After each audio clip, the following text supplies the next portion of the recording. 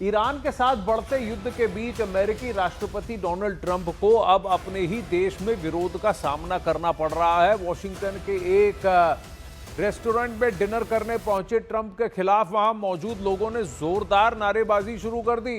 Trump के सामने ही लोगों ने फ्री फिलिस्तीन के नारे लगाए और उन्हें आज के दौर का हिटलर तक कह डाला।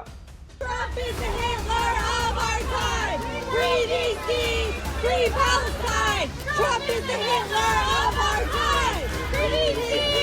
Free Palestine! Trump is the Hitler of our time! America में ट्रंप के खिलाफ दिखा गुस्सा। He's terrorizing communities! Go, time to go. He's terrorizing communities Time to go. all over the world! Restaurant में ट्रंप के खिलाफ प्रदर्शन। Trump is the Hitler of our time! Trump is the Hitler of our time!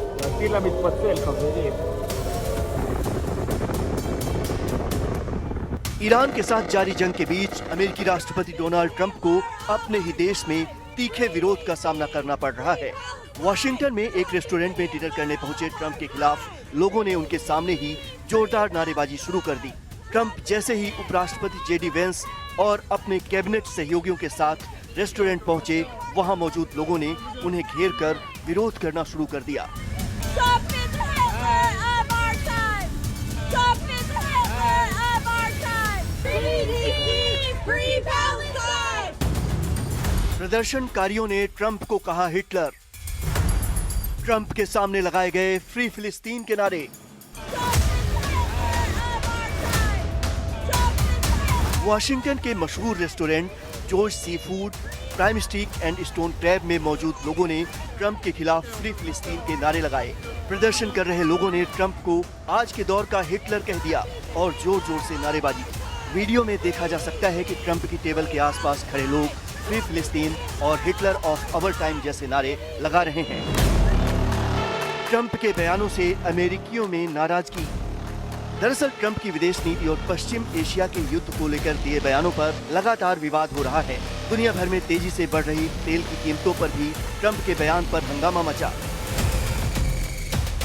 Donald Trump ने कहा कि तेल की कीमतों में ये अल्पकालिक बढ़ोतरी जो ईरान के परमाणु खतरे को खत्म करने के बाद तेजी से गिर जाएगी, अमेरिका और पूरी दुनिया के लिए चुकाई जाने वाली बहुत छोटी कीमत है।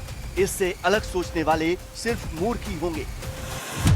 ट्रंप की नीतियों का बढ़ता विरोध। इसी तरह ट्रंप के बयानों और पश्चिम एशिया की जंग में अमेरिका की भूमिका को लेकर ट्रंप की आलोचना बढ़ती जा रही है।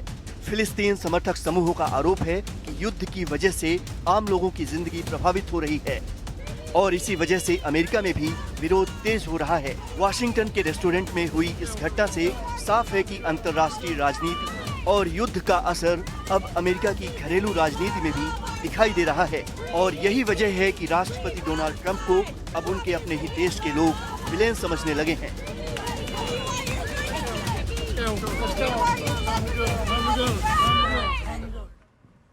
उधर ईरान के तेवर खतरनाक है, लेकिन ट्रंप भी पीछे नहीं हट रहे हैं। उन्होंने ईरान के लिए स्पेशल प्लान तैयार किया है। उनकी योजना है कि ईरान के परमाणु जखीरे को कब्जे में ले लिया जाए। इसके लिए वो अमेरिकी और इजरायली स्पेशल फोर्सेस भेजने के बारे में भी सोच रहे हैं। उनकी नज़र ईरान में मौजूद 450 किलो यूरेनियम पर है, जिसे वो कब्जे में लेने के चक्कर में है और इस मिशन के लिए ट्रंप ईरान की ज़मीन पर अपने कमांडो उतार सकते हैं। लेकिन ईरान के गहरे यानी ज़मीन के नीचे बने परमाणु ठिकानों तक पहुंचना सबसे बड़ी चुनौती होगी, जिसके लिए अमेरिकी वैज्ञानिकों और अंतर्राष्ट्रीय विशेषज्ञों की मदद भी ली जा रही है। यही नहीं, ट्रंप का संकेत है कि जरूरत पड़ी तो ईरान में ग्राउंड ऑपरेशन भी संभव है, क्योंकि ट्रंप युद्ध के बाद न्यूक्लियर सामग्री को सुरक्षित करना चाहते हैं।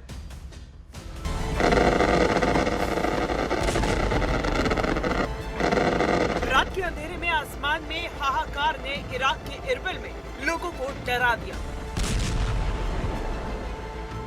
वहां इरबिल में इराक की वायुसेना ने एक के बाद एक कई ड्रोन्स हवा में उड़ाए, जिसकी वजह से आसमान में एक लड़ी सी बन गई। लगातार धमाकों की आवाज आई, जिससे इराक का इरबिल प्रांत थर्रा गया।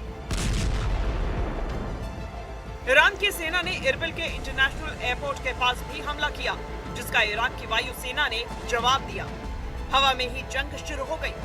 वहां रात भर लोगों की नींद उड़ी रही क्योंकि आसमान में बम फूट रहे थे, धमाके हो रहे थे, मिसाइल से मिसाइल और ड्रोन से ड्रोन टकरा रहे थे, जिसे दूर से देखकर लगा कि आतिशबाजी हो रही है, लेकिन असल में ये पश्चिम एशिया में फैलती जंग की आग थी।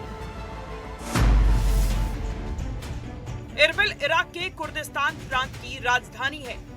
इस इलाके को कुर्द समुदाय का सांस्कृतिक और राजनीतिक केंद्र कहा जाता है क्योंकि यहाँ 93% आबादी कुर्द समुदाय की है।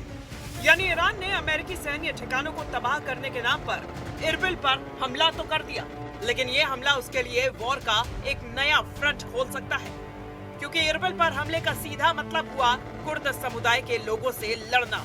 और मौजूदा हालात में ईरान को ये दुश्मनी भारी पड़ सकती है क्योंकि पहले ही खबर आ चुकी है कि ट्रंप ईरान के खिलाफ युद्ध में कुर्द समुदाय को अपना ट्रंप कार्ड बनाने के मूड में है।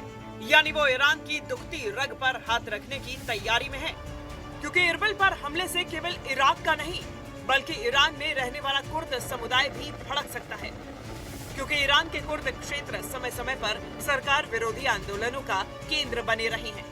2022 में जिस महसा अमीनी की मौत पर ईरान में भयंकर प्रदर्शन हुए थे वो भी कुर्द समुदाय की ही थी।